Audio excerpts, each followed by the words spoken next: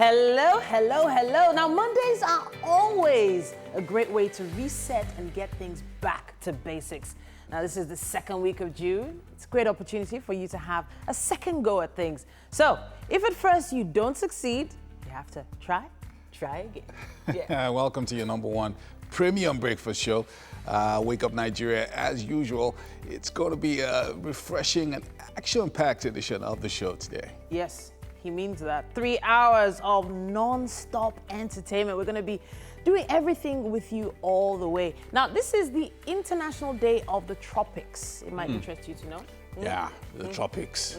The tropics not favorable for coronavirus at all. At all. That hot sun is really making things. Anyway, thank you for joining us this morning. My name is Yomi Uwope. And I'm Titilayo Oyinson. Remember, you can stream this show live at tvcentertainment.tv and on Facebook at TVC Connect. Yeah, send in your comments on Twitter, Instagram, and Facebook. Use the hashtag Wake Up Nigeria on TVC. You can also use our app. Just download it from any Android or iOS store. You can watch us from any mobile device from anywhere in the world. Yeah. You should also know that, hey, download is free. As in, like, it's a free app. Like, what are you waiting for? So just search for it. Search for the app on either the iOS store or the Android store. Just download, click, and of course, you can watch us live.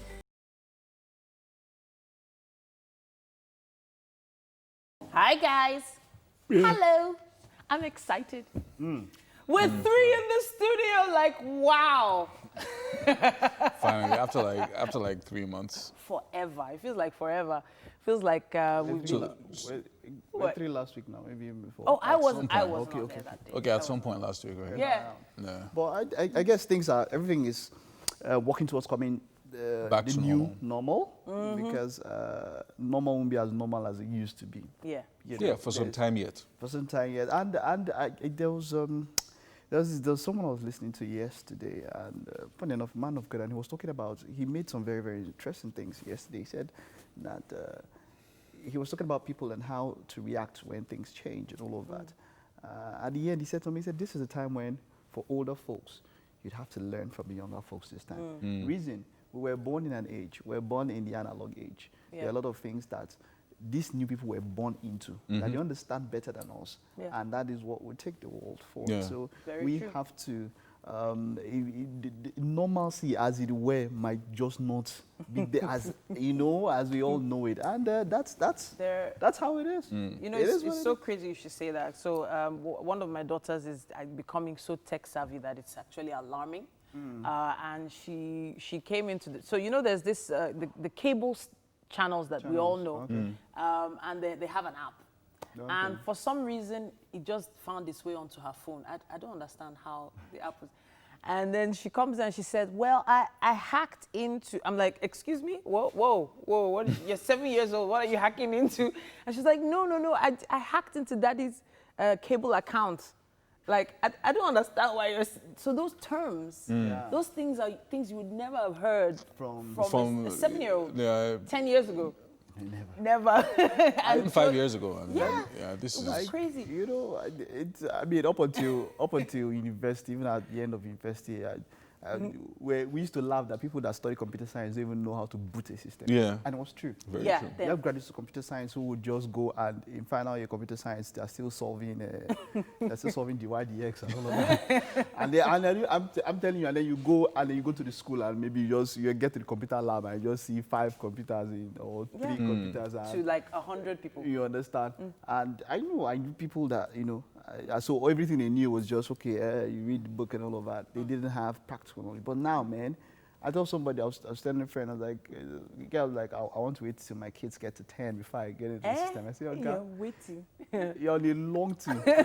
Based on what Cici was saying just now, it's just like we learned English, for some of us Yoruba, Hausa, French in school. It's a different language that these kids are learning, and they're learning it while they're in school. So it's almost like I'm learning all these other subjects, and I'm also learning how to communicate with a computer, which is another language on its own. True. That means I enter a certain set of commands, and the computer gives me back. Exactly. So it's a normal thing that they learn how to communicate like that back and forth. It doesn't matter if you're art or science. Those days, you're an art student or science student. You're a science student, and then the science students are they're the ones, if you code, their head is hot there. No, whatever you're doing now, art or science, art, social science, or management, you would have to, computer language, you'd have to relate. Yeah. Computers. Very important. Sure, Very you'd important. have to. You know, where there's so many, probably people watching now thinking, and I've been preventing these children from touching my laptop. You might want to rethink those thoughts. Don't rethink it. Just give them. If you can't give them your own, get another one for them. Get another one for them. If you can't give them yours, no need to rethink. It's about time for Yomi to take the news update. Yeah, and I think this is my camera. Yeah. Authorities in the nation's capital are now pleased with how church leaders have complied with guidelines for worship centers. The federal government's decision to consider reopening the economy while simultaneously battling the coronavirus led to the gradual easing of the lockdown in place to stop the spread of the coronavirus.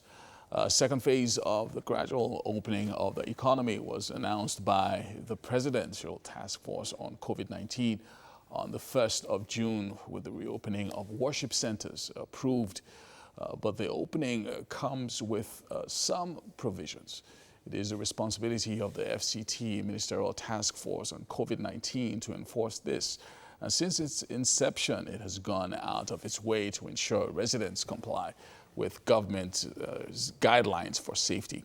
As churches in Abuja held their first services after 9 weeks of lockdown, the FCT Ministerial Task Force went around to see how well they would abide by these provisions. The team visited Area 1, where the First Baptist Church held its service, the Ekwa Church and the Holy Trinity Catholic Church, both in Maitama, and expressed satisfaction with the high levels of compliance. Social distancing, use of face masks and temperature gauges, setting up hand-washing centers, and use of sanitizers. And these safety protocols were strictly followed in virtually all the task forces, the churches that the task force visited. The church leaders pledged to continue abiding by these regulations in the interest of everyone. Now, the number of patients that have recovered from COVID-19 and discharged in Lagos State has surpassed the 1,000 mark. This follows the release of 31 more patients, comprising of 25 males, 6 females from 5 treatment centers. Governor Babajide Sanwo-Olu, who made the announcement, said the 31 patients were discharged from the isolation centers in Onikan, Bagada, Agidingbi, Lekki, and the Lagos University Teaching Hospital. This brings to 1,025 the total number of confirmed cases of COVID-19 that have been successfully managed and discharged in Lagos. Now, to update on the coronavirus pandemic from the global scene, 400,000 deaths have now been recorded since the virus emerged in China late last year. It is a figure that has doubled in the past month and a half. While almost half of the deaths have been recorded in Europe, the United States remains the hardest hit nation with 109,802 deaths from almost 2 million cases. Britain is next with 40,542 deaths, followed by Brazil, Italy, and France. And scores of armed bandits have been neutralized and their weapons destroyed in airstrikes executed by the air component of Operation Hadaring Daji in Zamfara State. Coordinator of Defense Media Operations, Major General John Enenche, disclosed this in a statement today. He noted that the operations were conducted on Saturday at 2 separate camps as part of its operations to rid the northwest and north central of banditry. He said attack helicopters later conducted an airstrike on another camp where bandits had gathered for a meeting, which led to the killing of more bandits and their leaders. Now, the presidency is accusing outlawed group Indigenous People of Biafra, IPOB, of working to discredit the Nigerian government internationally, especially in the United States and Europe. The senior special assistant to the president on media and publicity, Garba Shehu, made the allegation in a statement on Sunday. He alleged that IPOB was running 2 campaigns using the cover of Christianity and calling for the appointment of a United States special envoy to stop the genocide of Christians in Nigeria. Mr. Shehu added that the group began the campaigns in October 2019, which he said was being funded with monthly spending of $85,000. The campaign consists of producing articles in the name of alleged Christian NGOs, leaders, and letters to and from members of Congress and the White House. The presidential spokesman wants Nigerians and the international community to disregard such campaigns, saying they are intended to destroy the good relationship Nigeria has with the United States, the United Kingdom, and other countries. Well, that's it on the news update for this hour. We're going to take a quick break and return with.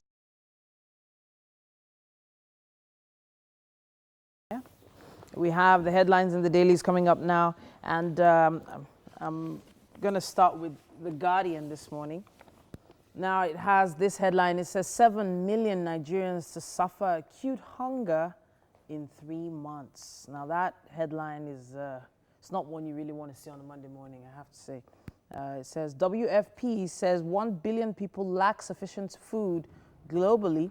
Experts want federal government, states to drive greater food production. We're taking action, government insists. Story starts there on the cover and wraps up on page 6. IPOB using Christianity to ignite war in Nigeria, Presidency alleges. Stakeholders insist on NDDC audit probe of Niger Delta committees. At the bottom of the photo story there, it says APC's NWC, Oshomole, under fire ahead of Edo primary. Stakeholders flay party organ and chairman over process. Now, politicians may exploit COVID-19 to perpetrate electoral fraud, it says. More on page 6. Now, that picture here is a picture of the new normal worshippers at St. Luke's Parish Catholic Church, Abuja, yesterday, with seats placed at some sort of social distancing there. And yeah, that's what we have on the cover of The Guardian. Yeah, we've got the Vanguard here with the headline, Big Trouble as more Nigerians sink deeper into poverty. And population of poor expected to hit 89.5 million. And poverty worsening as population growth outpaces GDP. And what government can do by experts. And a few other stories. Edo, more mudslinging as APC chieftain blasts Oshomole. And IPOB waging war against Nigeria, says Presidency. And COVID-19, patient arrested in Akure market. And outrage greets Miyetti Allah's Nigeria belongs to Fulani comment. Wow. And Lagos records 38 new cases as confirmed cases rise to 12,486. And up here we have a few stories. Buhari's 1 year in office. Border closure has reduced crime rate, says Lai Mohammed. And COVID-19, editors urge federal government to inject money into media industry. And PPPRA backtracks, say marketers can't fix fuel price. And there's a curious infographic on the cover of The Guardian, the Vanguard this morning, and talks about the poverty head count in Nigeria, which is at about 40.1% of the Nigerian population. And there's a steady increase, as you can see there, since 2016. And now we're in 2020. And wow, that's pretty high at almost 89.5 million people. That's it on the Vanguard. I have the Punch newspaper with me here, and the headline goes like this. It says, crisis looms as COVID-19 cases outnumber bed spaces in states. Nigeria with 6,944 bed spaces as of Friday, battling with 8,065 active cases. Patients with diabetes, hypertension, others ruled out of home care. Right at the top of the page there, job losses loom in beverage companies as production drops. NNPC, others planning 21 billion naira hospitals in 12 states, according to Mamora. It says contributory pension assets rose by 359 billion naira in 4 months. Dad will run for 2023 presidency, says Atiku's son. We have a photo story here. Sections of Collington area, Lagos, at the tollgate bus stop of Lagos-Abeokuta Expressway on Sunday. And as you can see, that's massive potholes there. I think the rains have started to expose a lot of things. Let's just put it that way. Sanwo-Olu presents staff of office to Lawal as 15th Oniru. It says Ondo Varsity lecturer slumps dies. Police raid Ikorodu, arrest 185 suspected cultists. Bureaucracy hindering probe of Ajimobi's government, according to Makinde's aide. And fraudster fleeces Nigerians on Facebook with Pomo scheme. Wow. That's what we have on the cover of the Punch. We have This Day here. This Day has the headline, with 38 new COVID-19 cases, Lagos records first slump in 3 months. 260 fresh incidences raised total to 12,486, with 3,959 discharged and 354 dead. And Nigeria imports COVID-19 drugs from Bangladesh. And a few other stories. Lawan, international politics undermining Nigeria's fight against insecurity. And up here, CBN limits healthcare research grant to 500 million naira, outlines guidelines for intervention scheme. And APC rules out indirect primary in Edo State. Presidency, security checks delaying confirmation of appeal court president. Accuses IPOB of misleading US, UK on Christian genocide claim. And then we have this photo story talking about the new epoch beginning yesterday. The Oniru of Iru Kingdom, Oba Abdul Wasiu Omogbolahan Lawal, receiving the staff of office from Governor Babajide Sanwo-Olu, and this was yesterday. Very interesting. Now, we also have the Nation newspaper here, and the headline goes like this. Obaseki Oshomole put presidency in dilemma. Buhari may push for neck meeting over mode of primary. Direct primary will guarantee social distancing, it says. Now, the story starts there and continues on page 5. Churches reopen in Abuja, Osun, Kwara, partial rules compliance. Bureaucracy delaying Ajimobi's trial, says Makinde. Now, I'm going to go to the COVID-19 global cases. There's 7,055,619 cases globally. 7 million people have contracted the virus. Just imagine, that is such a large number. And so far, sadly, 403,755 people have died around the world. 12,486 cases have been recorded officially in Nigeria, with 354 deaths, sadly, as well. That's what we have on the cover of the Nation. Yep, well, that's it that we can take on the newspaper headlines.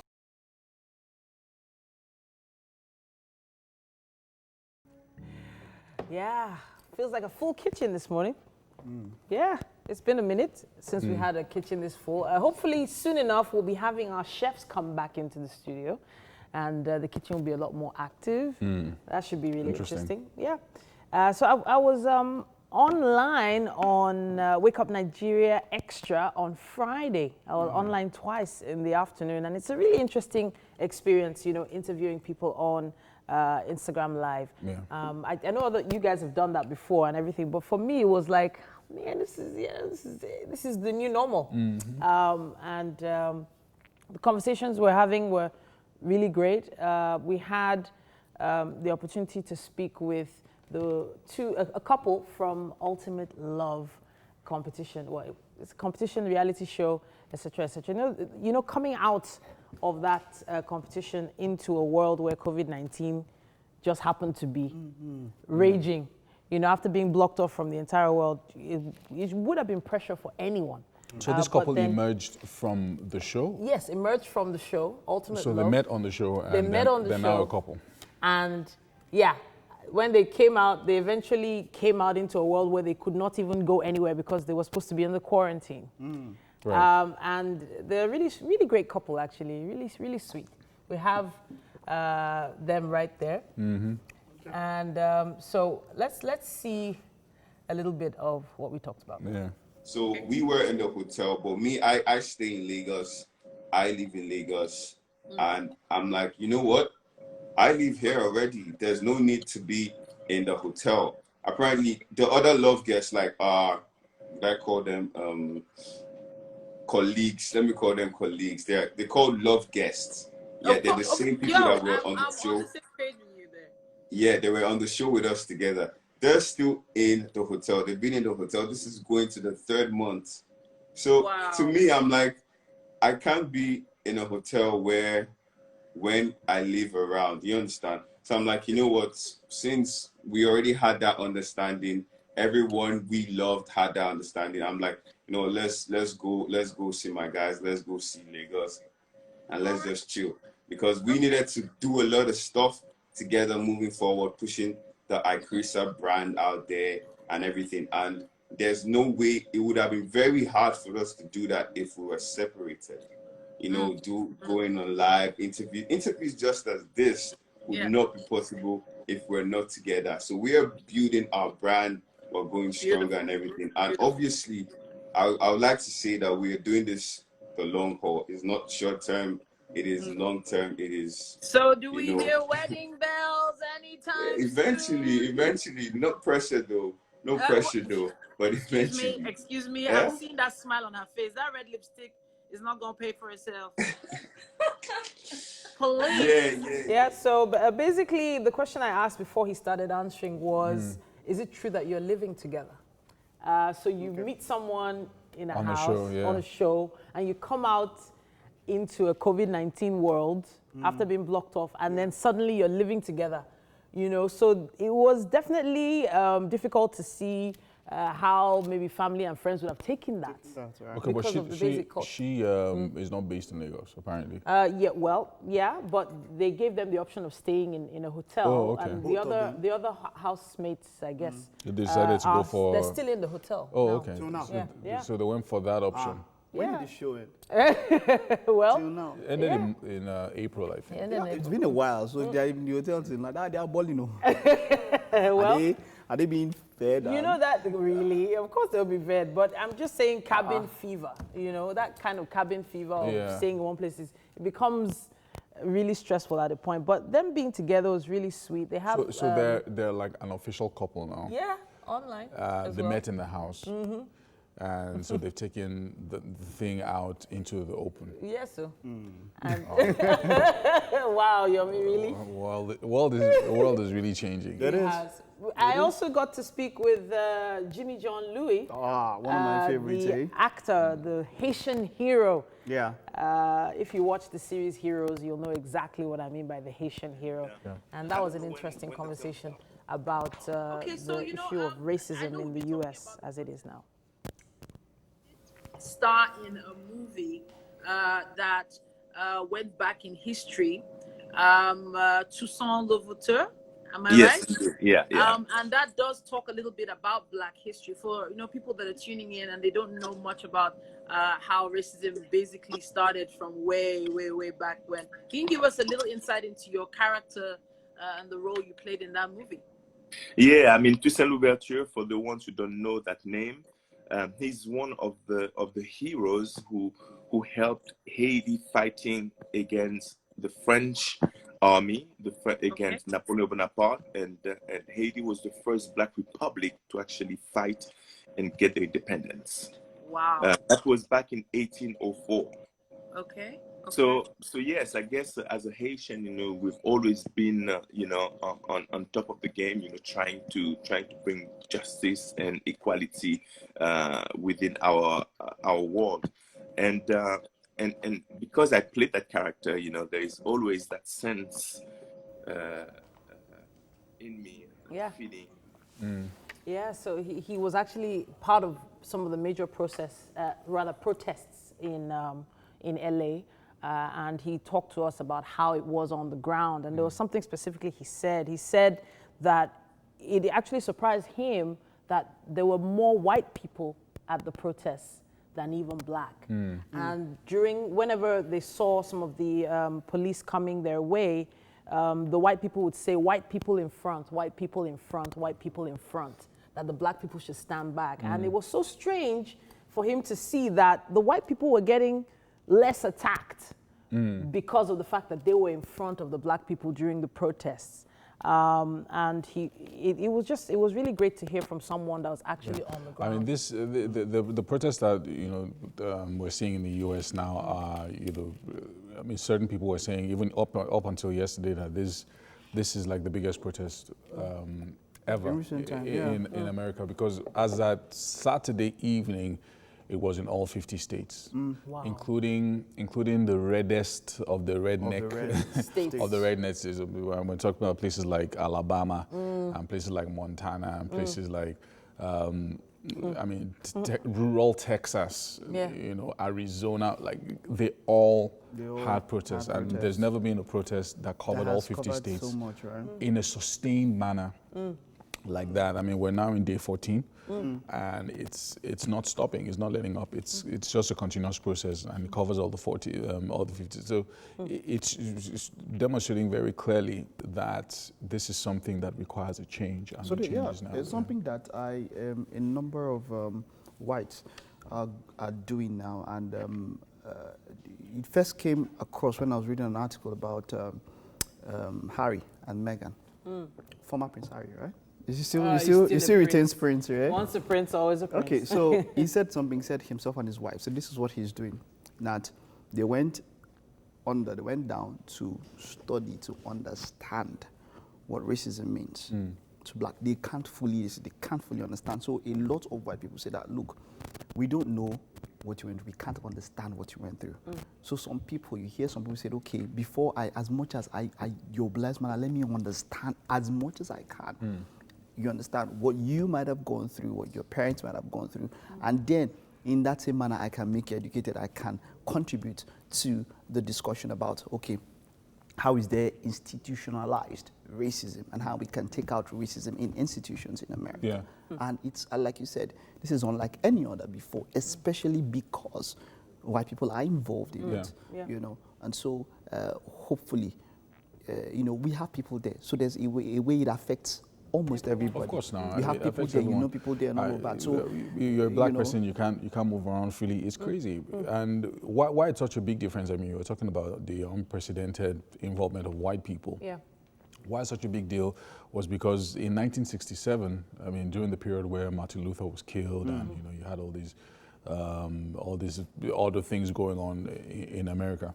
Martin Luther, as the fact that he was a pastor, he was, a peaceful protester and all of that. He was one of the most hated men in America. True. As in, in rank, you get like, if you're going to list the people that you hated as a white person, Martin Luther was going, because he was essentially asking for their rights. So things have actually really changed. They've changed. I mean, Selma March then was just all Black. Selma to Montgomery and all of that. It was all Black. But hey, things have really changed. Things are changing. And hopefully something will happen soon to make that change happen.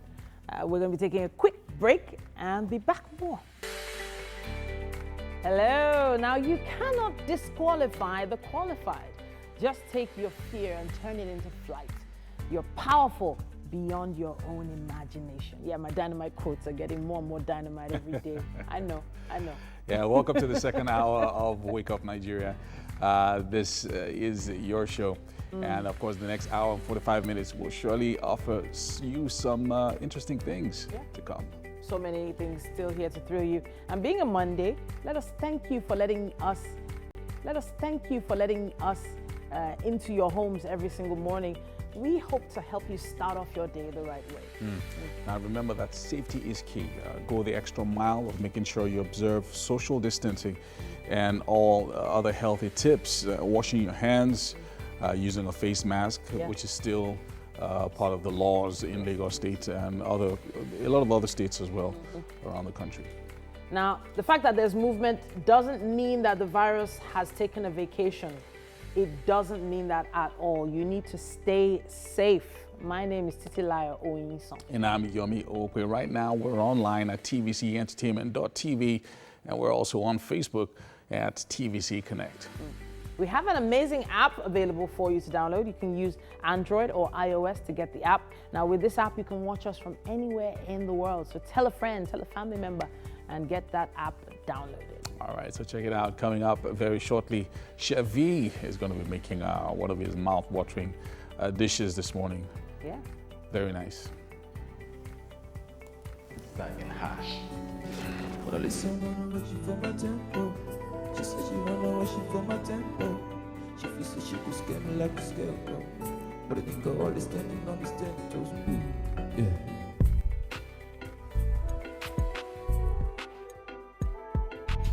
The ingredients are right there. And then we go on for our Monday motivation. We have Benga Adebi joining us.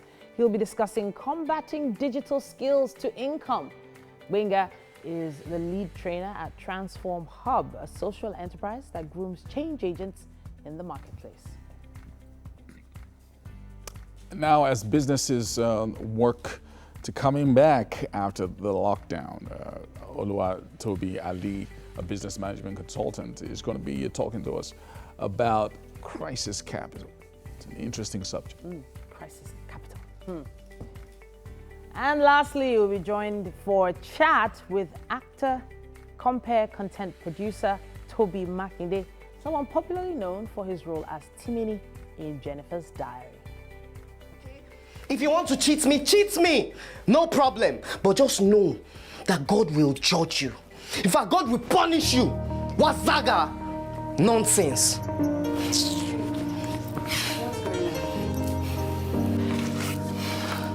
Talk to me.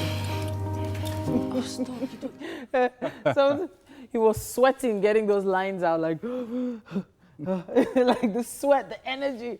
That shows that he probably did that like, 4 or 5 takes. Yeah, set life. You don't allow me to talk now. Mike, About Nollywood. No, Nollywood. But You just let me be you. Because okay, you just let me be you. If I stand now. okay. So you know what? Before Mike starts, let's give a big shout out to friends of the house. Simi and Adekunle Gold. Oh, yeah. Congratulations on the new baby. They've both been on the show before. Yeah, of course. Yeah, and quite interesting.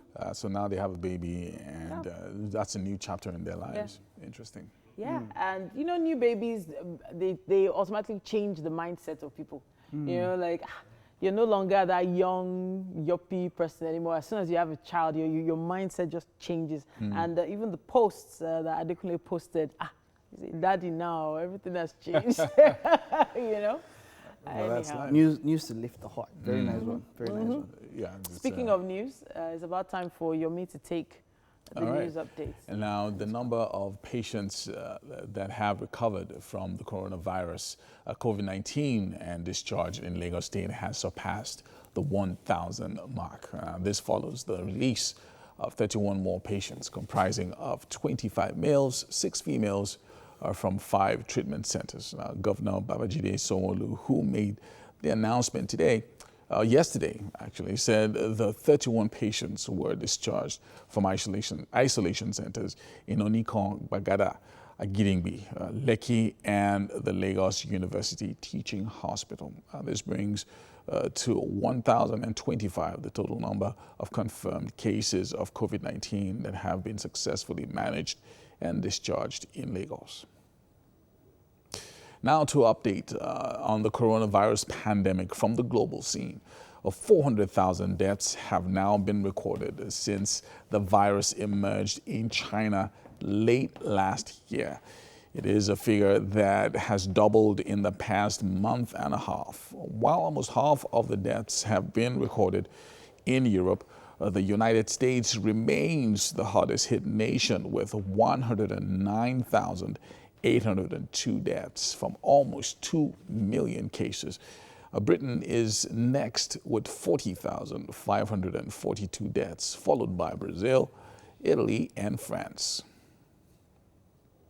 Scores of armed bandits have been neutralized and their weapons destroyed in airstrikes executed by the air component of Operation Hadarin Daji in Zamfara State.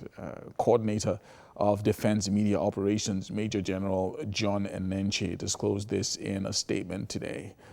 He noted that the operations were conducted on Saturday at 2 separate camps as part of its operations to rid the northwest and north central of banditry.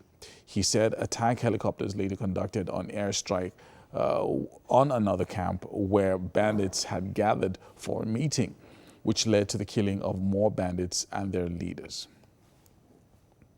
The presidency is accusing outlawed group Indigenous People of Biafra, IPOB, of working to discredit the Nigerian government internationally, especially in the United States and Europe. The senior special assistant to the president on media and publicity, Garba Shehu, made the allegation in a statement on Sunday.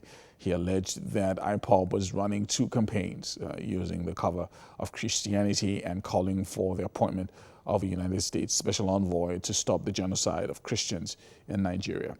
Mr. Shehu added that the group began the campaigns in October 2019, which he said was being funded with monthly spending of around $85,000. The campaign consists of producing articles in the names of alleged Christian NGOs, leaders, and letters to and from members of Congress and the White House. The presidential spokesman wants Nigerians and the international community to disregard such campaigns, saying they are intended to destroy the good relationship Nigeria has with the United States, the United Kingdom, and other countries. Still outside Nigeria, security measures in the U.S. have been lifted as unrest over the death in police custody of African-American George Floyd eases. New York ended its nearly week-long curfew, and President Donald Trump said he was ordering the National Guard to start withdrawing from Washington, D.C. The unrest has largely been replaced by largely peaceful worldwide protests against racism and police brutality. Protests began after George Floyd died in police custody in Minneapolis on the 25th of May. His funeral is scheduled for Tuesday in Houston, his home city, before he is moved to Minneapolis. Meanwhile, in the city of Bristol in the UK, protesters tore down a statue of Edward Colston, a prominent 17th century slave trader who has been a source of controversy in the city for many years. It comes after largely peaceful demonstrations across the weekend saw some clashes with police. Mr. Colston was a member of the Royal African Company, which transported about 80,000 men, women, and children from Africa to the Americas.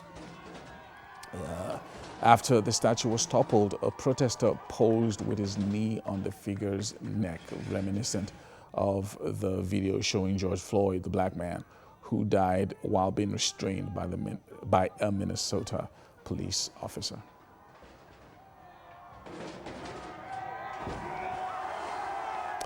Wow.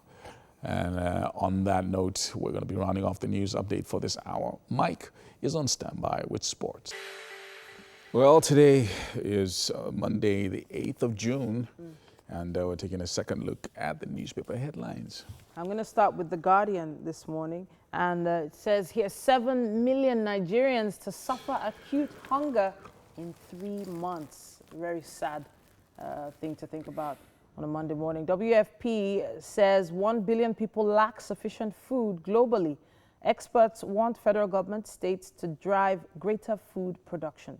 We're taking action, government insists. And the story starts there on the cover and wraps up on page 6. At the top of the page on The Guardian, this is unusual. They don't usually have something above their masthead on The Guardian. But as you can see, it says, "I can't breathe."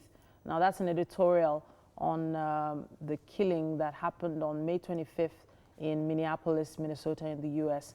And, you know, how the world's humanity was debased as people watched Officer Derek Chauvin put his knee on someone's neck and suffocate a man to death. Now, that's an editorial that's inside The Guardian on page 12. APC's NWC or Shomole under fire ahead of Edo primary. Stakeholders flay party organ. Chairman over process. And politicians may exploit COVID-19 to perpetrate electoral fraud. Now that story continues on page 6. That's what we have on the cover of The Guardian. Yeah, let's look at The Nation this morning. Obaseki Oshomole put presidency in dilemma. Buhari may push for NEC meeting over mode of primary. And direct primary will guarantee social distancing. And a few other stories here. Churches reopen in Abuja, Osun, Kwara. And partial rules compliance. And bureaucracy delaying Ajimobi's trial, says Makinde. And also a few more stories. 4,159 megawatts of 8,145 megawatts wasting, says Gencos. Obaoniru takes office, promises fairness. A few other stories. Lawan, we passed Buhari's $5.5 billion loan request to save 20 million jobs. And lawmakers won't compromise on mandate. And we have global updates of global cases of coronavirus on the right here of The Nation. As you can see, more than 7 million cases globally, more than 400,000 deaths around the world. And the good news part is more than 3.4 million recoveries there. And Nigeria, of course, has 12,000 of those cases. Deaths stand at 354, recoveries at 3,956. Let's focus on the positives as much as we can. We have also on the cover of The Punch a headline on COVID-19. It says crisis looms as COVID-19 cases outnumber bed spaces in states.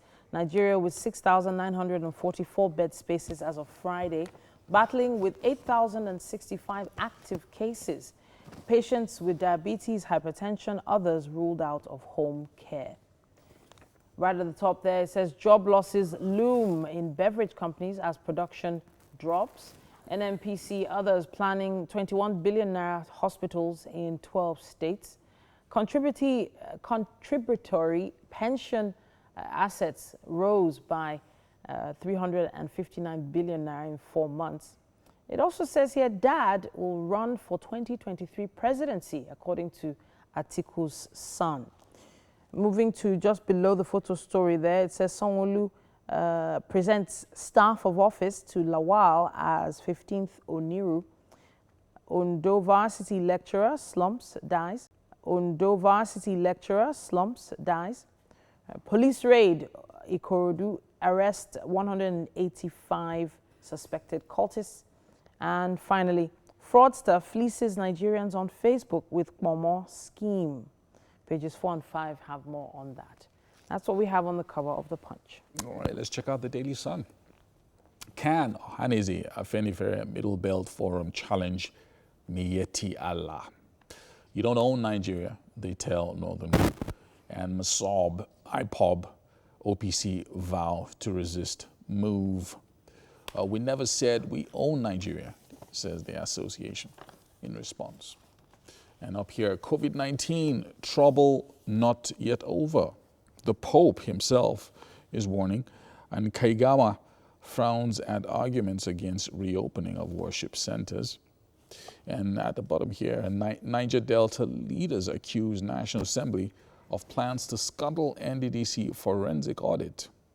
And fresh crisis looms in APC over Edo primary. Party chieftain alleges illegality.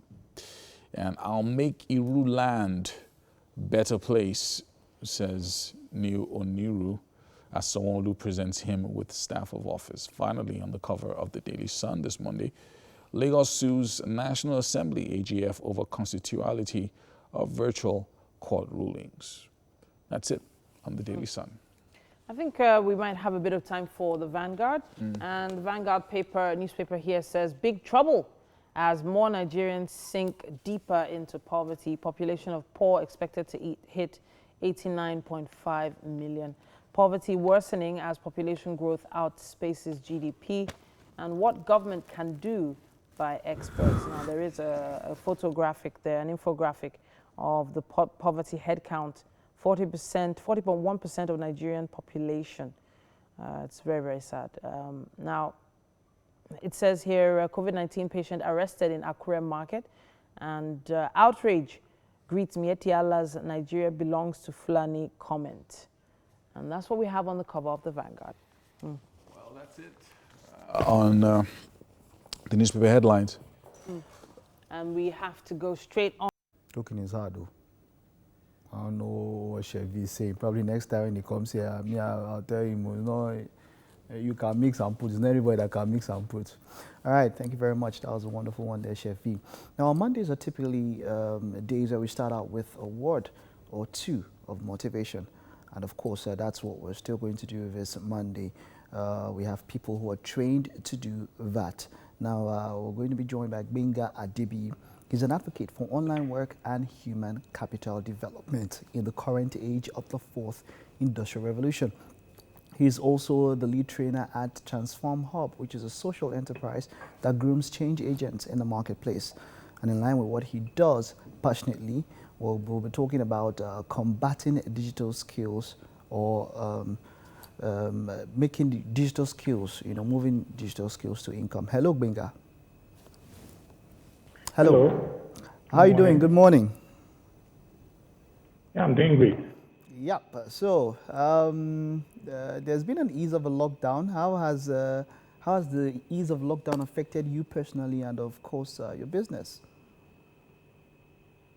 Okay, lockdown didn't affect me much because I'm more of a work-at-home person. So we work from home, our mode of work. So lockdown just helped us focus on more work, more jobs.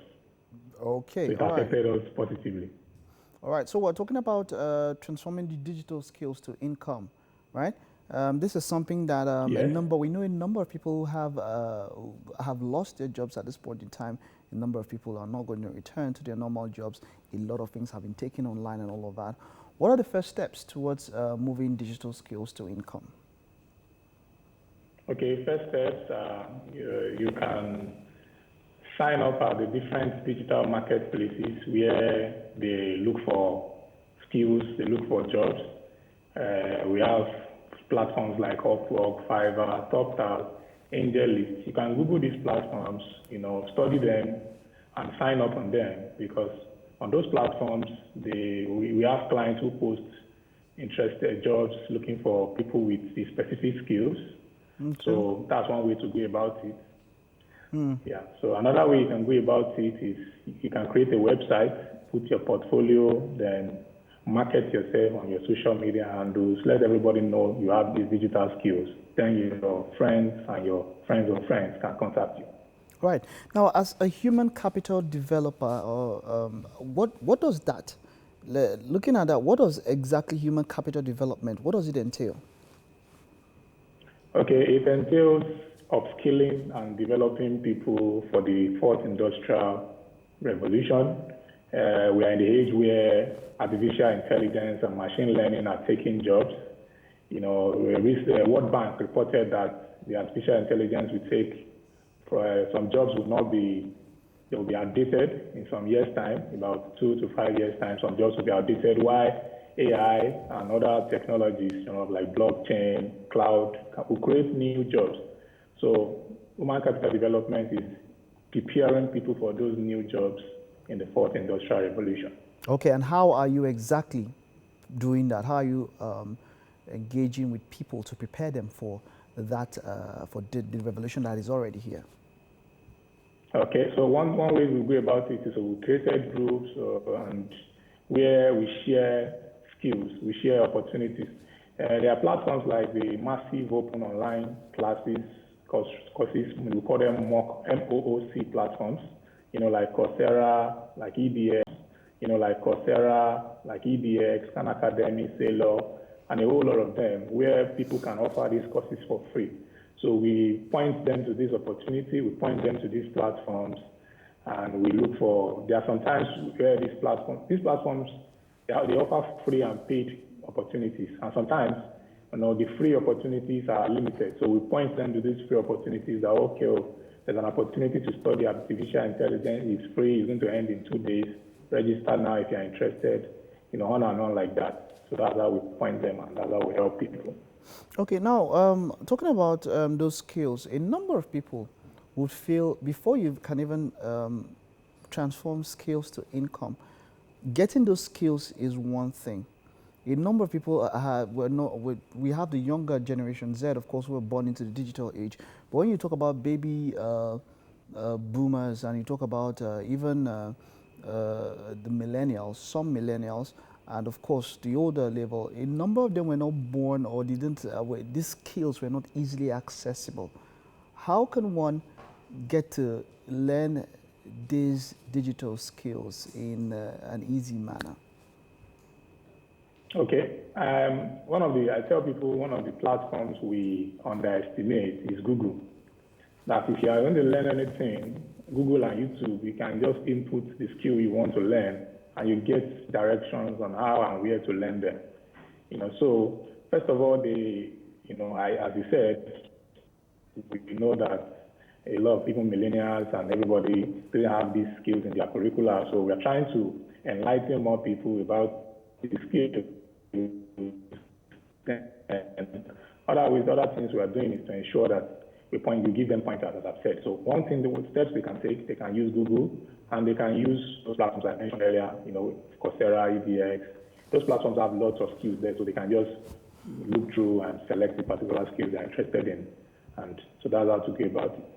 Now, is digital skills, a number of people have asked, is it for everyone? Does everyone have to at least know one or two or understand his or her way around digitally? Is it something for everybody? Is it something that you can afford not to be skilled in? Well, the world is going digital. So you need to, one way you can do it is to prepare for the future now. The way the future is going, okay, artificial intelligence and robotics and those new technologies, augmented reality, virtual reality, they are moving at a fast pace. So why not prepare yourself? You know, there's nothing, you can just add one or two of those skills, even if you don't think you need them currently. But it's better you're well positioned, it's better to be prepared, you know, than to be wonderful. sorry. Wonderful. So that's one thing I advise most people. All right, to. wonderful. I just want to round up with this. Are you in your workspace environment or you're at home now at the moment? I'm at home. You're at home. Okay, so you have a picture of Cristiano Ronaldo there, and then you have one of Nelson Mandela. Why do you put that up? What does that do to you when you get to see those pictures, maybe in the morning or something? What do they do to you? Well, if you notice, there's a fella, there's Ronaldo. Ronaldo is someone who is dedicated in his job. I look at the pictures and I see someone who owns the skill, who even after the talent still shows up every day. So it teaches me to show up. Mandela fights for the people, so I'm thinking of how I can fight for my people, you know, by empowering them with skills by thinking of ways to improve, to remove people from poverty. That's poverty alleviation program. So those are what the pictures do for me. Wonderful. Thank you very much. At least that's something that I can definitely learn from. Thank you very much, Benga. It was nice talking to you this morning. Yeah.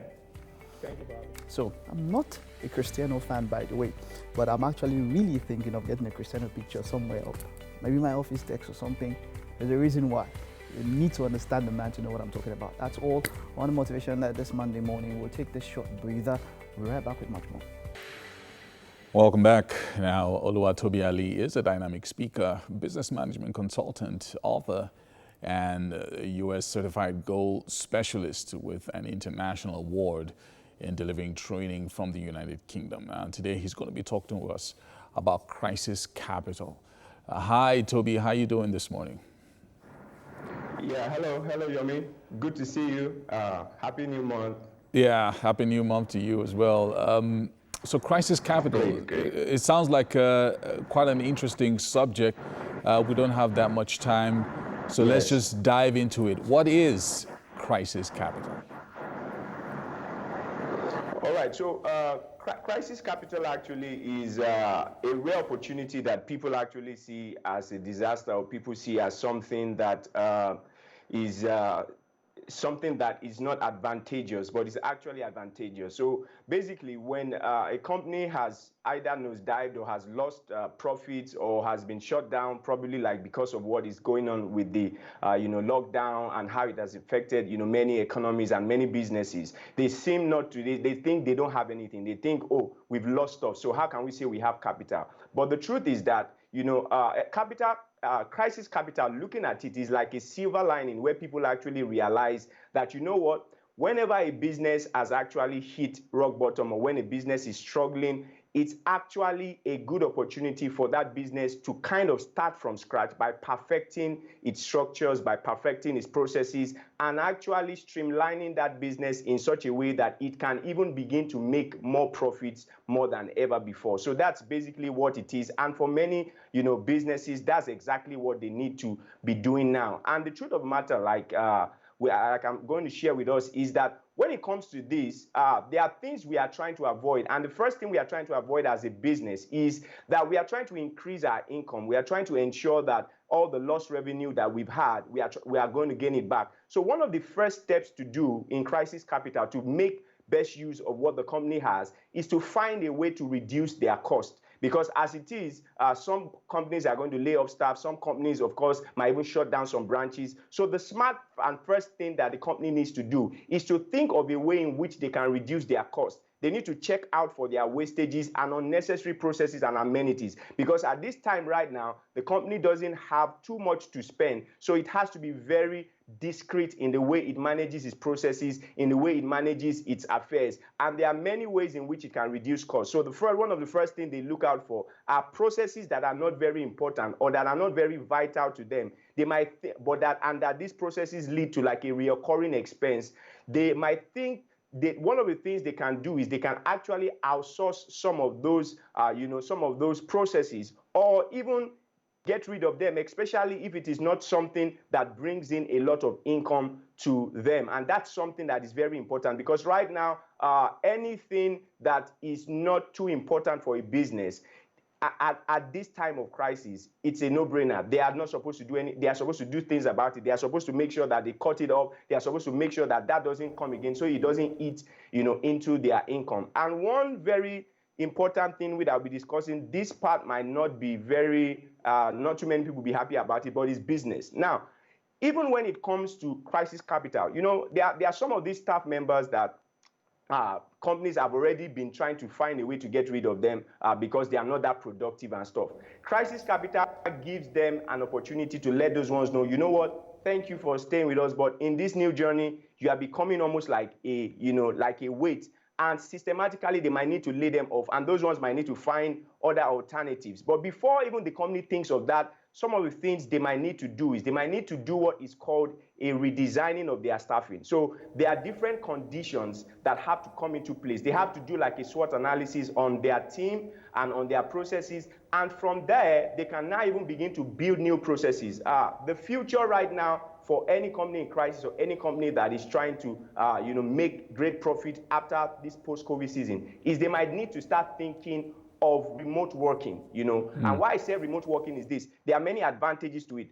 They need to think, okay, out of all those their staff members, which ones are the ones that need to be in the office? Which ones are the ones that can work from home? And the working from home also has its own cost implication. It has things, it has advantage, has its own cost implication. It has things, it has advantages. It's going to bring down a lot of cost. It's going to bring down costs in terms of, let's say like air conditioning, so many other things, in terms of allowances, in terms of sick leave and stuff like that. And apart from that, one of the things why I'm advising for companies. Toby, I'll have to stop you there.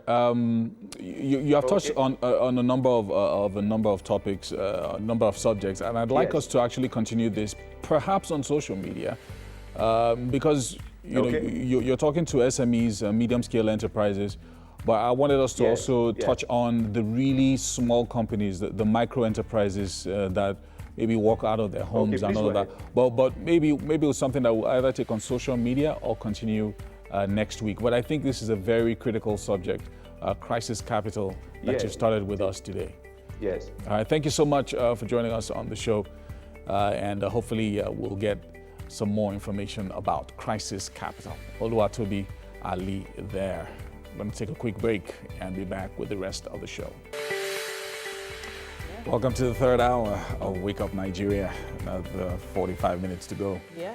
It's been a good Monday. Yeah, so far, lots of information coming to us. Very important. And we're doing what we can to keep you updated and informed about things happening around the world in the news. Give you a tech update there. I'll give you some motivation. Bit of history as well. Yeah, exactly. So many little bits and pieces to help you start the week the right way.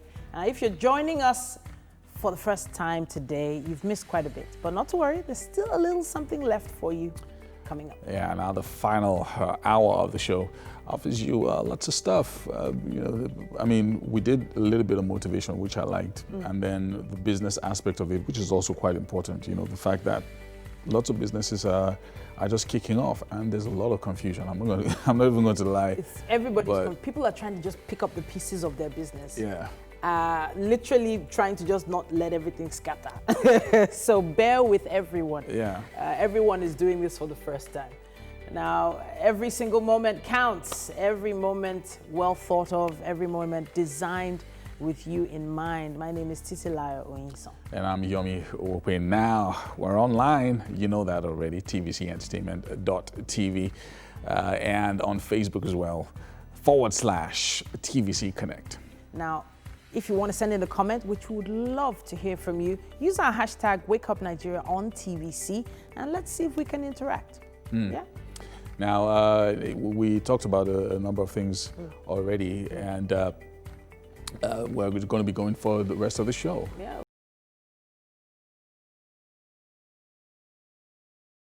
There's always someone in an office like that, right? Is that an office? That's not an office. Industry. There's a show called Industry. Oh, that's what it is? Yeah, it's a show. So I think it's based in a particular office like that. But I thought it sounded like a cult to me. Oh, no. Like the couple was saying, deal with this guy. No. Or something like that. But it does feel like many office environments have that one person that's always willing to blame someone else for something that they could have avoided. It feels like everywhere I've worked, there's always one guy, and you're like, you know what? When dealing with this particular person. People refusing to take responsibility for what's happening. Yeah. I think that's something that personally and collectively we can learn from. We've had different times when even with yourself, some things have happened to you, and it's easy to blame circumstances. Yeah. It's as much as 2020 has been one year, I was just reading a report that billionaires in the world have gotten over 60 billion richer. Yeah. So nice.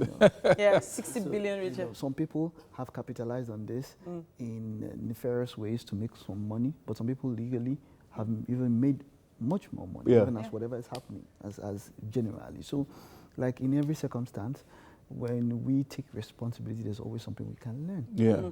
At different times. So taking responsibility for you or whatever you do for me there are things that I've had to take responsibility for now. Blame, you might live with regret the rest of your life, but when you learn from it. Yeah.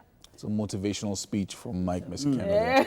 Yeah. So as we get ready. What is it that you know that you could have done better, but you decided to blame someone else? You know who I'm talking. I'm talking to you. Yeah, you know yourself.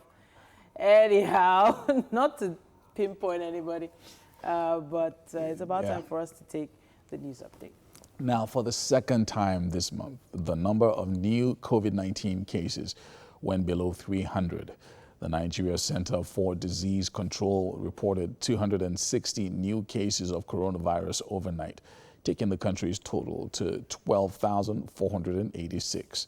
This time, Lagos State did not have the highest number of new infections.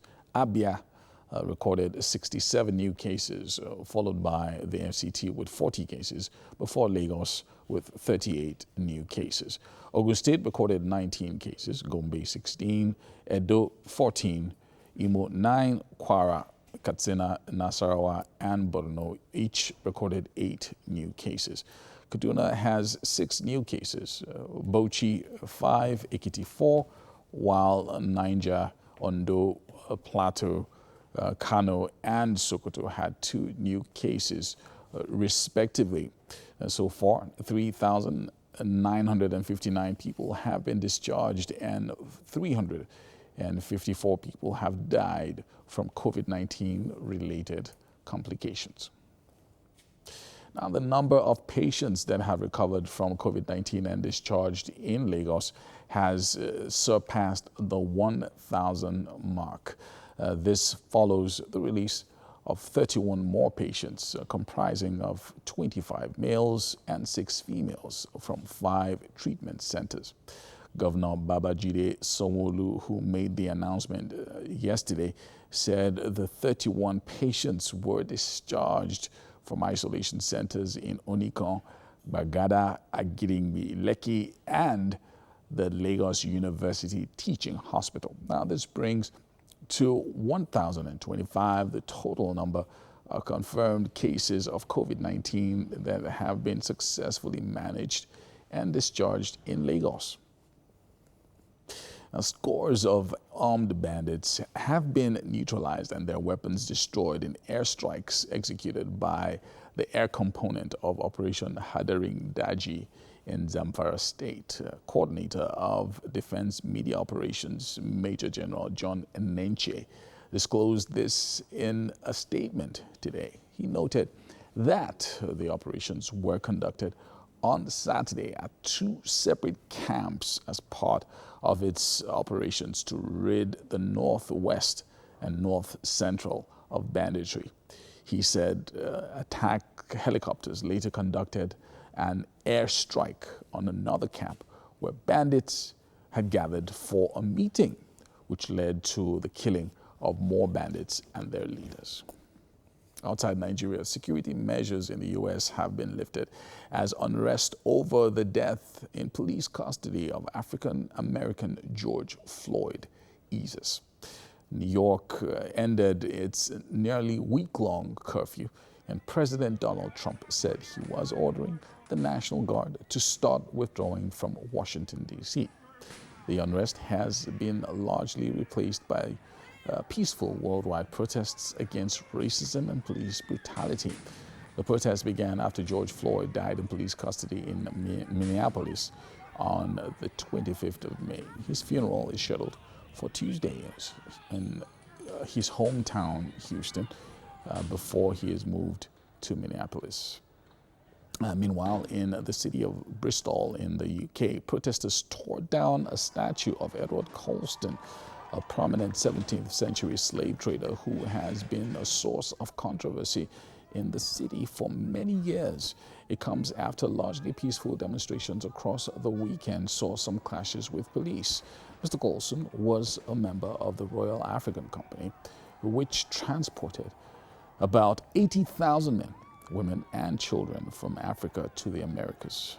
After the statue was toppled, a protester posed with his knee on the figure's neck, reminiscent of the video showing George Floyd, the black man who died while being restrained by a Minnesota police officer.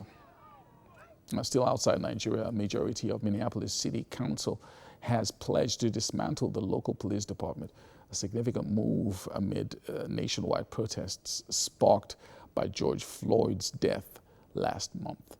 9 of the 13 councillors said a new model of public safety would be created in a city where law enforcement has been accused of racism. Mayor Jacob Frey earlier opposed the move, drawing boos from the crowds. Activists who for years have defended such a move called it a turning point. Mr. Floyd's death in police custody triggered mass protests against racism and police brutality. Well, that's it on the news for today on Wake Up Nigeria. Let's head on over to Mike Mesikeno for sports. The Court of Arbitration for Sports has set aside 3 days this week to hear Manchester City's appeal against a 2-year ban from European competition for breaching fair play rules. CAS will hear the case from Monday to Wednesday. European football governing body UEFA imposed the ban in February for serious breaches of the financial fair play regulations. City denied any wrongdoing and appealed to sports' highest court. The ruling, if upheld, will mean City will not be able to compete in the 2020-21 Champions League should they again fail to qualify for Europe's top club competition. San Antonio Spurs coach Greg Popovich has issued an emotional statement condemning the death of George Floyd, saying America is in trouble. He says he is embarrassed as a white person to know that a black man can still be treated in that manner. Floyd died in Minneapolis last month after a white police officer placed a knee on his neck for nearly 9 minutes.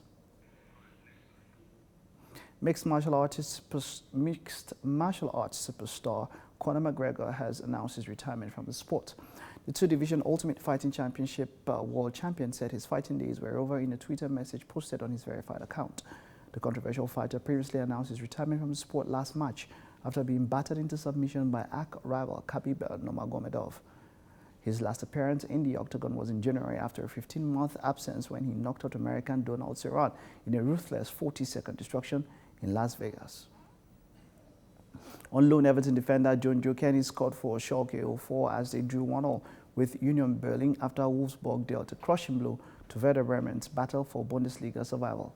Kenny netting his second Bundesliga goal of the season fired a 25-yard strike into the bottom corner. Union Berlin had taken the lead through Robert Andrich in the 11th minute. Earlier on Sunday, Wolfsburg striker Wout Weghorst's 82nd minute header gave them a 1-0 victory in Bremen. In Sunday's late kickoff, Cologne substitute Antonio Modeste thought he had scored an 85th minute winner at Augsburg, only for defender Philipp Max to equalize with 2 minutes remaining. The 1-0 result leaves Cologne in 12th place in the table, while Augsburg sits 7 points from the bottom 2 relegation spots. We'll draw the curtains on sports for today, and after this break, we'll have a discussion coming right up for you.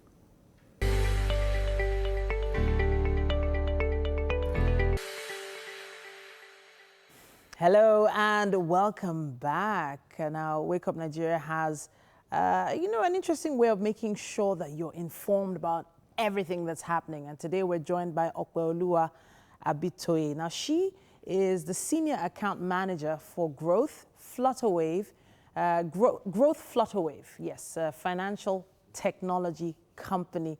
Now, we'll be talking about their products that they have on offer. Good morning, Okwe. Good morning. Good morning. Yeah, pleased to meet you. Pleased to meet you too. I'm happy to be here. Thank you for having me. All right. So for those that don't know about the company, can you give us a quick introduction into what the company is all about? Sure. Flutterwave is a payment technology company. We process payments for businesses all around the world. Basically, we assist businesses to collect payments online from their customers. So what we do is for businesses who already have an existing website, we're able to collect payments on their behalf online. For who do not have existing websites, they're able to send our payment links or our invoicing solution to collect payments online. So basically what we do is assist businesses to ease off the payment issues that they may have online. So we collect payments for customers all over Africa, all over the world. Basically, that's what we do at Flutterwave. Okay, so you said online. So when I hear online, I think of websites, but then these days people also think of places like Instagram, Facebook, and Twitter. So do you have any solutions for people that don't have websites? Certainly, as a matter of fact, that's our focus right now, because we know a lot of businesses have issues, or they don't have a website, or they don't want to go through the rigorous process of having to open a website. This is why we have actually even launched a new product, which is the Flutterwave store. Before the Flutterwave store, you could use our payment links such that you can easily create a payment link, send to your potential customers, and they can make payments. For the Flutterwave store, so if you're on Instagram, you want to sell on Instagram, we know that's what. So if you're on Instagram, you want to sell on Instagram, we know that's what most people do right now, sell on Instagram. You're able to put the payment link on your bio. Once you tell your customers, please refer to my bio to make payment, they're able to click on that link. And once they click on the link, they see all the products, and they're able to make payments seamlessly with their cards, with bank transfer, or whichever way they prefer. Okay, so this sounds like, you know, a very important solution, especially since a lot of people are not taking cash for their transactions because of COVID-19 and everybody being on lockdown. So how easy are these products to use, especially the new one you just mentioned? How easy is it for people to access it and get it to work for them? Oh, super easy. So today, if you want to get to us, you can easily go to our website, the Flutterwave, www.flutterwave.com, or you can reach out to us via email, hi@flutterwavego.com. Easily. We're also on social media, the Flutterwave, on Instagram and on Twitter. You can reach out to us. However, the easiest way is to go to our website, sign up. We even have videos of how to show you what to do, how to sign up, how to upload your stock and inventory on the Flutterwave store. It's quite easy and straightforward. As a matter of fact, we do free webinars to customers today, existing customers, potential businesses who want to come on our system. We do some trainings for them. We show them how to use it. Super easy and straightforward. Once you're able to get online, get on the platform, upload your stock, upload your inventory, send the link to your customers, and it's as simple as ABC. It's that simple. All right, so you've given us a very ABC simple breakdown of how to access the services just now. But I would love to, so it doesn't sound like this kind of easy, great service would be free. You know, so is there any kind of charge I should be expecting? Maybe if I want to sell hair products and then I want to use Flutterwave to receive my payment, is there a charge I should be looking to expect? So to integrate or to come on the platform is absolutely free. However, we charge a transaction fee. The transaction fee only happens when a transaction takes place. So if you're on the platform and you haven't had any transaction, then there's nothing to worry about. There is no fee to be charged or anything. You upload your products for free. You upload your inventory for free. You send the link for free. The only charge that occurs is when a transaction happens. Now, once a transaction happens, we charge a token percentage of that transaction before it is remitted to you. And that's all the charge that happens on Flutterwave today. All right. So the way I'm hearing it sound a lot like one of those, you know, the systems that people use in supermarkets where you have a list of your products and then you just press, the attendant just presses one of the products and then the price comes up and then they ring everything up and then they tell you your bill. Are you becoming, in a sense, vending option, online vending option for people with small businesses? Yes, so what we are trying to do is to solve a problem, an existing problem, which is what we always try to do. Now, we have found out that most of these small businesses are not privy or are not privileged to have websites, right? And what we have done is a mini website. Okay. Just a small website, right? It's not complicated, nothing. It's a basic website where you can upload your picture. So once your potential customers get this link, all they're seeing are your products, the prices, the stock you have, maybe you have 2 pieces, you have 3 pieces. Great. You can only imagine, just last week, all the way from Lagos, I live in Lagos, I needed to buy a live chicken for my parents. And then all I did was to call an existing customer on the Flutterwave store. He only sent me the link, Carrie's Farm, sent me the link. I put it on there. I selected my product. They had so many products. They had eggs because I mean, it's a poultry. They had eggs. They had live chicken. So I just selected live chicken because I mean, I didn't need eggs, but I know other people will need eggs, you know. And then I selected it. I paid, and a delivery. So they already had a delivery service, which made it easier for them. Now, for people who don't have a delivery service, we have also integrated with some of our delivery customers, businesses that we have with us. Makes it so easy. So the customer doesn't have to bother about, oh my God, how am I going to do this delivery? Quite easy and simple.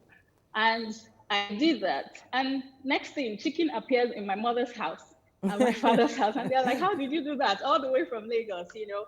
So it's as simple as that. I mean, that customer, Carrie's Farm, probably wouldn't have been able to make that sale that day. But they made revenue because they had a solution that could help them to do sales, deliver, and everybody's happy. And you know, it's as simple as that. Quite easy, yes. So just one last question. You know, with a website, you would have a add to cart or to basket option.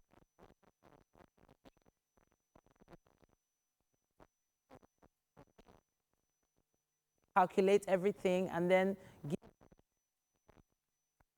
receipt. Does the customer get a receipt with this? Yes, certainly. So even our usual business today, when customers do payments, we take payments for a lot of big customers as well as small customers.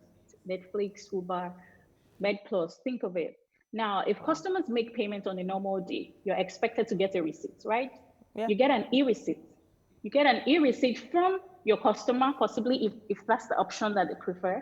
You also get a receipt from Flutterwave saying you have made this payment to so person, and then you're expected to receive your order at this time. So it's easy, it's clear, straightforward. The customer receives email. The business itself also receives email saying, Opalua has made payment for 1 chicken, right? So that everybody is in sync and they do the delivery and everything works just perfectly fine. All right. Now this sounds like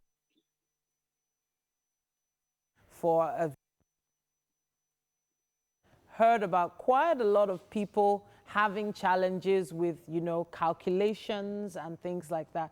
Thank you so much for joining us once again, Okwe. Thank you for having me. He's an actor, a compare, and also a content producer. Toby Makinde is his name.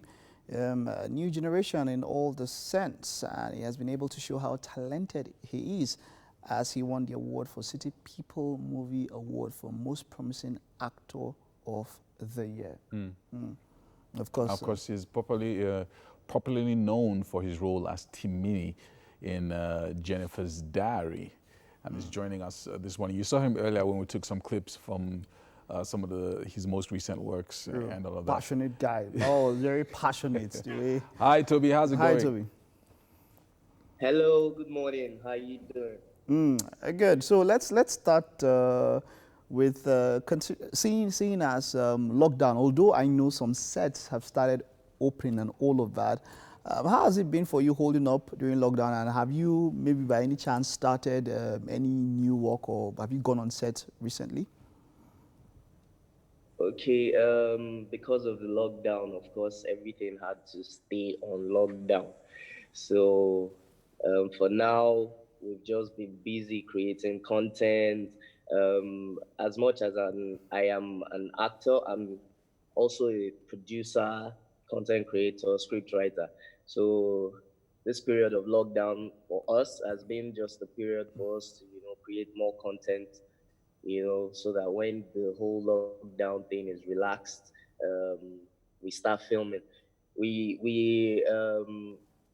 I belong to Sin1 Productions. That's the production outfit I work for. And we were planning, just before the lockdown, we were planning to shoot a movie, Ghetto, and plans were underway, but then COVID-19 happened. But for now, that's what we've been doing. I'm aware that people have started shooting, but for us, it's just been the whole planning process for us, you know. Yeah, thanks, Toby. Now, So that's basically. yeah, there's quite a number of producers and directors and executive directors who are saying that they've lost a lot of money over the past maybe 3 to 4 months. A lot of movie premieres were postponed or shut down. Some of the deals that they should have made locally and internationally didn't work. And some of them are actually even calling for government intervention. Do you support that? What would you say should be the government's role in this? Should there be some kind of support as the government is supporting other industries as well? Yes, absolutely, because for us, this is the only way that we, make ends meet. So definitely, I support that the government, have some kind of intervention.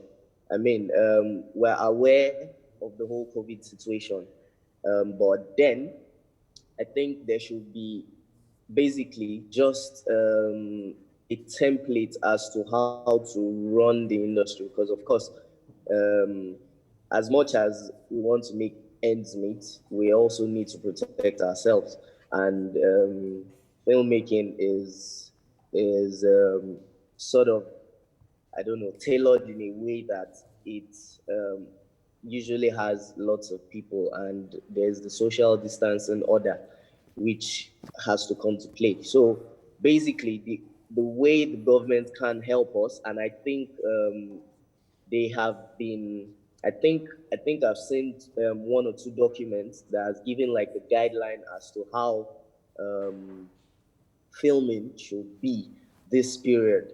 And so basically what I'm saying is the government can intervene by just putting, a standing order as to how we film, basic things to do, because we can't say that we can't film, or we can't stay indoors saying that, okay, because of the lockdown, that we can't film, we can't shoot anything. This is how we make ends meet. And I mean, other industries are beginning to open, so why not for filmmaking? Yeah. So that's it. All right. Now, being on Jennifer's Diary has, of course, brought you to a new set of fans and all of that. Would you call that your biggest role as an actor? Or is there anything that maybe trumps that? Yes. My role as Timini on Jennifer's Diary has been my biggest break.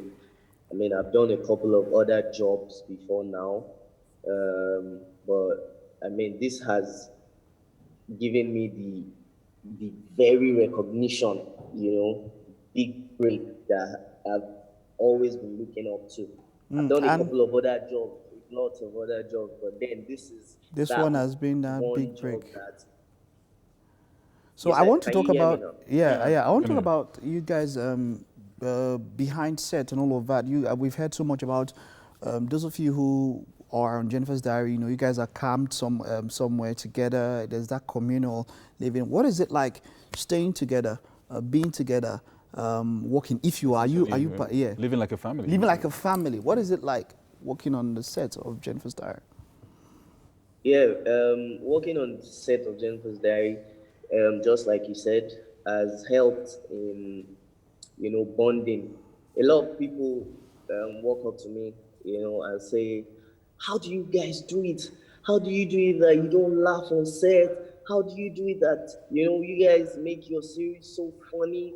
I mean, it's always as natural. I like Jennifer's Diary because it's very relatable. That is how we've been able to achieve it. I mean, living together, having that communal thing, has been the reason why we've kept the show going on as natural as possible. So some of the things that you see the actors do, of course, there's a script, but then some of those things, are things that we have even gone through naturally, and then we just think about, think this should be in the script of in the Jennifer's script, Diary. right? And then we put it there. Yeah, and then we just come up with it, and everybody laughs, you know. So that's living together has created that bond, you know, that whole interrelationship between the actors, between the crew. I mean, if you come on the set, is more like we're a family, you know. You know, all of you, yes. Yeah. You know, talking about family and mentioning all of you coming together and all that, there was an incident that happened just at the beginning of lockdown where most of you, almost all of you, had to celebrate and all of that, and you guys were taken to the cleaners because of that. What did that experience do to you? How did you guys, how did it affect you guys? Oh well, it wasn't an easy one, but we thank God. I think basically it was just a slip, and it was just a mistake, and we had to be corrected, and so that was it. I mean, anybody could have made the mistake. Yeah. Okay. Well, not to take government orders for granted. Basically, that's it. All right, so talk to us about, as a producer, I mean, we've talked about your role as an actor and all of that. Now, as a producer, 2020 still has, you know, more than half of 2020 is still left to go. What are your plans? What should we be looking forward to seeing from Toby Makinde? Exactly. Okay, by God's grace, there's more content to be dished out. And I mean, the year wasn't how we planned it, but then there's still a couple of months to pick ourselves back up. Hopefully, by God's grace, before the end of the year, Omogeto, the saga, will be released, and a couple of other contents that we're working on. So basically, yeah, we're coming. There's a lot in the pipeline that should have been out, but then lockdown happened. But still expect more content. I'm gonna get to the saga, and very soon we'll begin to film the season 3 of My Siblings and I, which is another show that I'm on, an Mnet project, you know, and a couple of other content. So this is what you should expect from Toby Makinde. Nice one. Thank you. Nice one. Thank you so much for taking the time to join us this morning. We'll be looking out for all your new projects coming up later on in the year. All right. Yes. Thank you very much. All right. And also thank you for being with us since 6 a.m. for being a part of Wake Up Nigeria this Monday morning. Yes, indeed. All of us wishing you the best for the week. Yeah, and, it's going to be a great week. Look forward to it. Make sure that you put that extra effort to produce the result that you want. I don't know if Titi has some motivational words this morning. Yes, I do. I always do. You know, hey, it's going to be a dynamite week, but you have to make it so. So whatever you can do to spruce up your week, start it the right way, and you never know what you might be able to achieve before the end of the week. But for us, we're going to be back here again by 6 a.m. tomorrow, right here on TVC. Your views coming up at exactly 9 a.m. You don't want to go anywhere. Bye. All right.